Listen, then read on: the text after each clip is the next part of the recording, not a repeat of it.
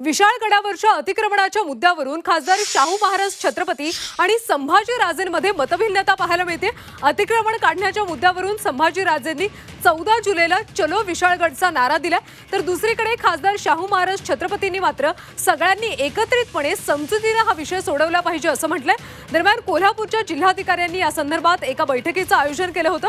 संभाजीराजेंनाही त्याचं निमंत्रण दिलं होतं, मात्र अतिक्रमणाबाबत प्रशासन दिखाऊपणा करत असल्याचं सांगून त्यांनी बैठकीवर बहिष्कार टाकला।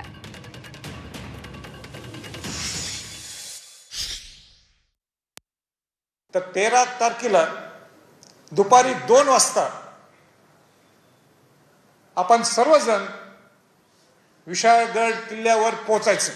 तुम्ही आम्हाला पोलिसांची भीती दाखवाल, कोर्टाचं ज्या सूचना ते तुम्ही आम्हाला दाखवाल, आम्ही कोण घाबरणारे लोक नाही।